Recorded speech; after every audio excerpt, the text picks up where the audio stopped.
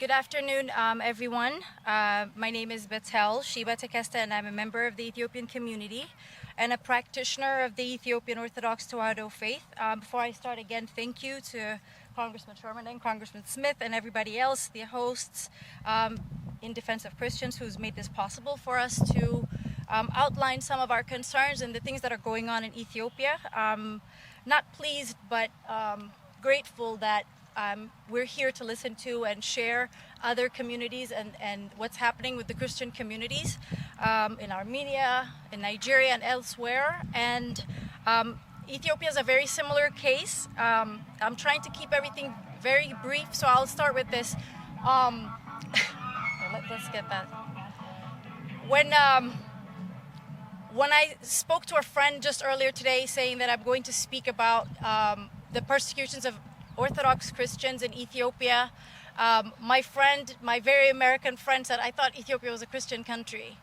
And that just kind of speaks to how ignorant a lot of people are about what things are happening when we see different headlines and other political jargon being placed on headlines about the country and what's going on. And Ethiopia's persecution of Orthodox Christians has been going on for decades.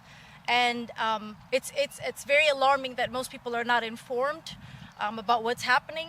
And just recently, a month and a half ago, 577 people were killed in one day in a bombing of a monastery. And it received no news. And these are the kind of things that we're continuously seeing on a daily basis with persecution of our brothers and sisters. And the question is why? Why is this happening? Why aren't we getting any acknowledgement? Why isn't there any policy that's coming out of the Biden administration, of any international, any government, any institution to address this? And the simple fact is, false information is being put out there, and the different tags are given, and people are just not well informed. But what's happening is grave. What's happening is hundreds of thousands. 44% of Ethiopia's 120 plus million people are of the Orthodox faith.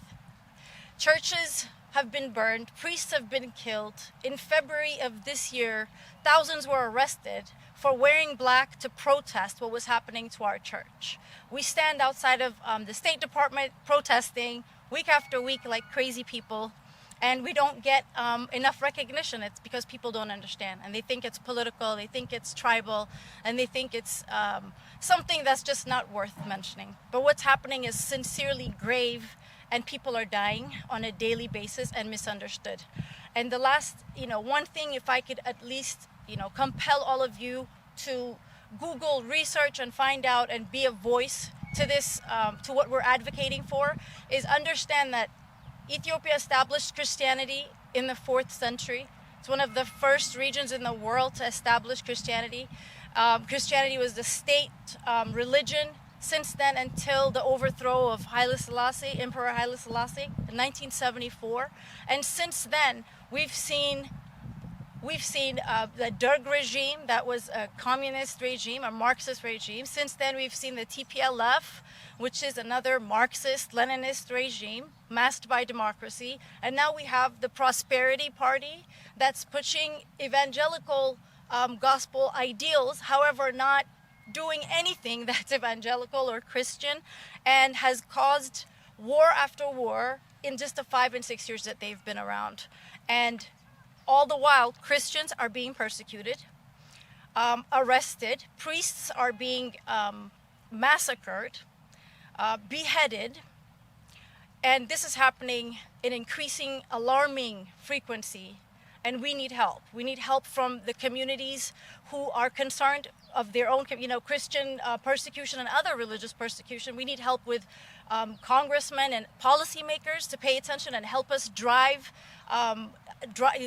make sure that the government is being held accountable and not getting any incentives and money and donations from the American government, from American taxpayers, until all of these things cease. But at the very, very least, we need the recognition and the acknowledgement so that people are recognizing what's happening and boldly help us advocate for it. I thank you all sincerely. Bye-bye.